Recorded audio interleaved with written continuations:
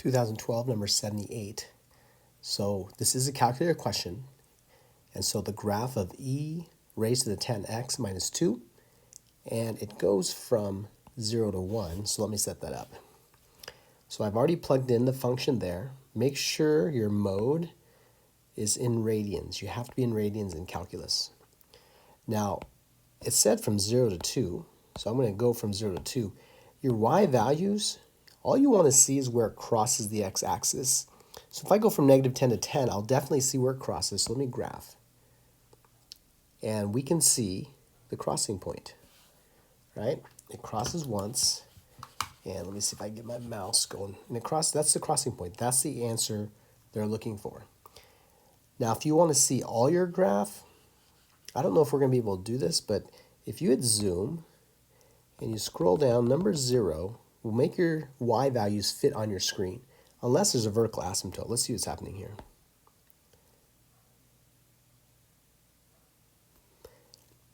Yeah, I think what's going on, why it's so bizarre, I think it shoots way up, and therefore everything looks like it's really close. Like if we look at our scale, our y value goes up to, wow, 4 raised to the 40, times 10 to the 42nd.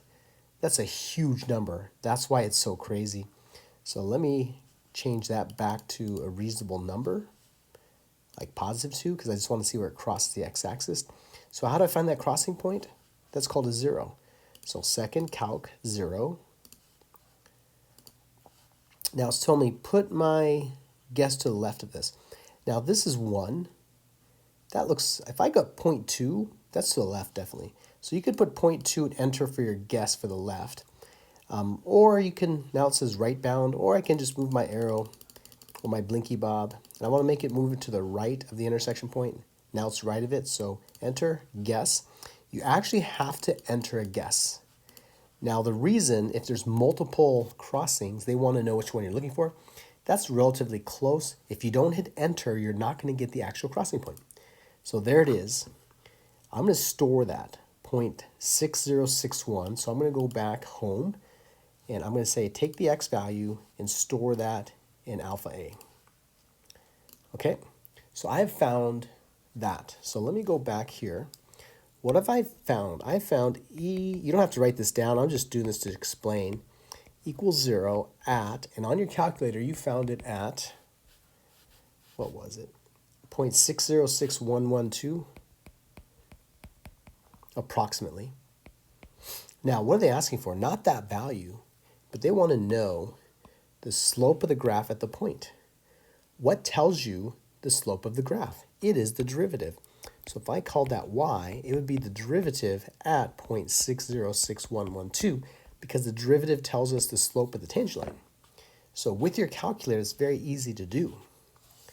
How do I get the derivative? Very easily. I go math, 8. With respect to x, we always do x. What's the function? We already have it. It's y1. So enter y1. And at what point? We want that point, which I saved as a. So I do alpha a, 2.9609, 2.9609, bam. We have our answer right there.